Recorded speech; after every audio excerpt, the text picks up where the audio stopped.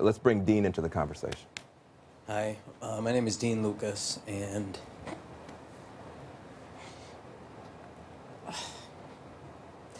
December 23rd, I lost my son to a heroin overdose. He was 27 years old. His name was Lee Lucas.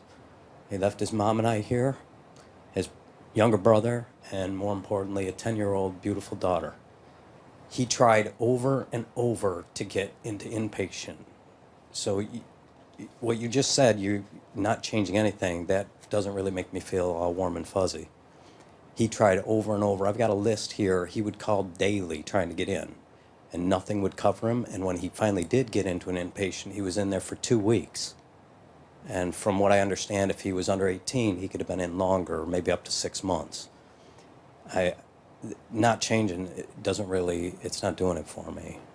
Well, certainly, Dean, you know, and my daughter is 26, my son is 24, and I cannot imagine what you're going through. I truly cannot. I don't think anyone here can. So we're so sorry for your loss. And that's the tragic piece of opioid addiction is it is claiming the lives of our young.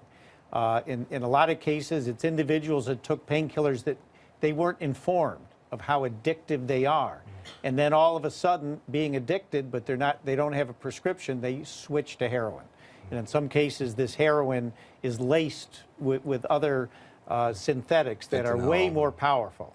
So we are doing what we can. I can't speak to your individual situation with either your insurance carrier or the hospital. But what are you, I'm serious, man.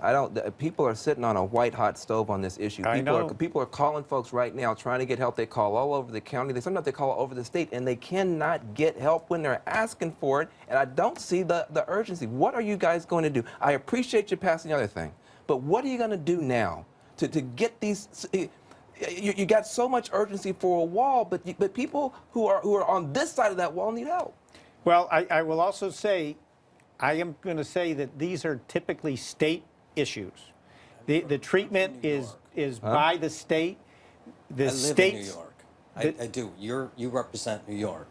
At the federal level, but at the state level, there's a lot that has to be done. The commissioners of health that drive a lot of these decisions. And I'm not trying to pass the buck here, but these are state-level issues. What we've done at the federal level is providing the funding to get treatments and get other things out there. There's so much we can do at the federal level, and then you've got to look to your health commissioners within a state to drive that through the state. Dean, when you go home at night, is this answer going to give you much comfort? No, not at all. Why not? It sounds like we're going down the same road that my son went through, and he was for 2 years trying to quit this addiction. And he worked for me, so I saw him daily on the phone trying to get in, trying to quit. And there was no help. I have a list right here. I brought his list, and it showed what everybody he called. It's just like an 8x10 with everybody on there.